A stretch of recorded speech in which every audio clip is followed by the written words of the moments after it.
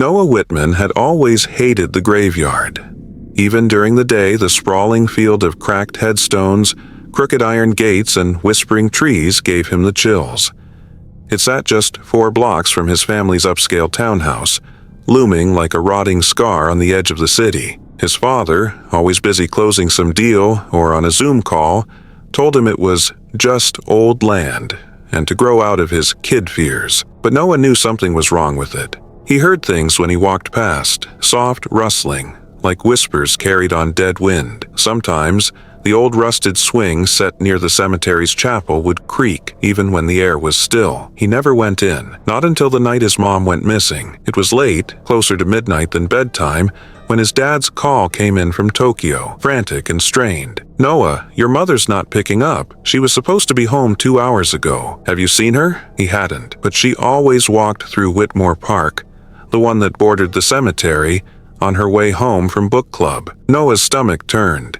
He threw on his coat and slipped out the front door. His dad had never told him not to go looking, and she wouldn't just vanish. She couldn't. He reached the edge of the graveyard at 2:57 a.m. The gates were open. He hesitated. The street was dead silent. The city, usually buzzing, felt miles away. His watch beeped. 3 a.m. A cold wind blew through him. He stepped in. The headstones towered like sleeping giants. Fog clung to the ground, thick and unnatural. His flashlight flickered as if protesting. Noah tightened his grip and pressed on. "Mom?" he called, voice barely above a whisper. No answer, only the faint sound of scraping, like something being dragged across stone. Then he saw it, a shimmer of white between 2 trees. "Mom?" He ran forward but stopped cold. A figure stood ahead. Not his mother. It looked like a woman, tall and motionless, dressed in what might once have been a white gown, now filthy and torn. Her head jerked slightly at the sound of his voice. "Noah!" she rasped. His knees buckled. That voice, it was like his mother's, but wrong, slurred, hollow. "Mom?" The figure tilted her head. "I waited for you." Something moved behind her. Multiple somethings. Shadows crawling between tombstones. Noah stepped back. "Come closer," she cooed.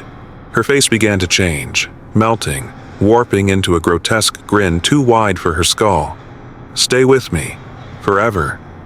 He turned and ran, but the graveyard had changed. What should have been a straight shot back to the gate was now a winding path lined with gnarled trees that hadn't been there before. The air thickened. The fog swallowed everything behind him.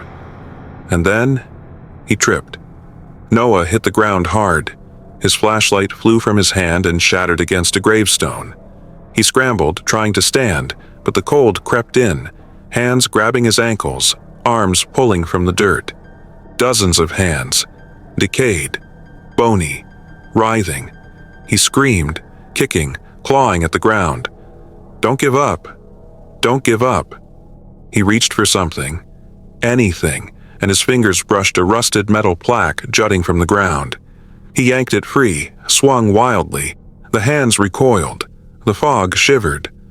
Above him, the ghostly woman screeched, a sound like glass shattering underwater.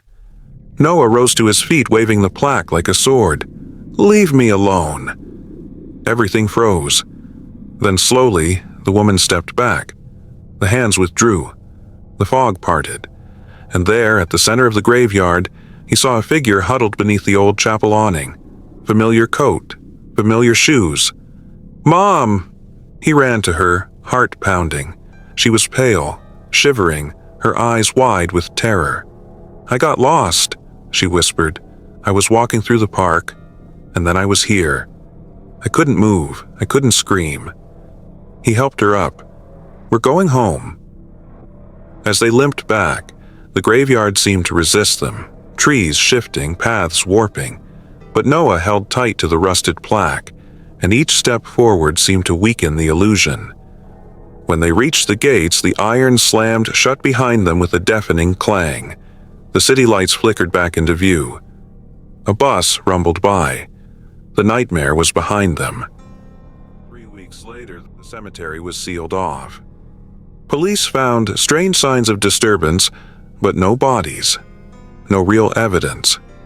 Noah kept a plaque. It sat beneath his bed now. A reminder. He still had nightmares sometimes of whispers, of her face, but he'd learned something that night. Even when everything feels lost, even when you're swallowed by the dark, there's a way out. You just can't give up. And never, never walk through the graveyard at 3 a.m.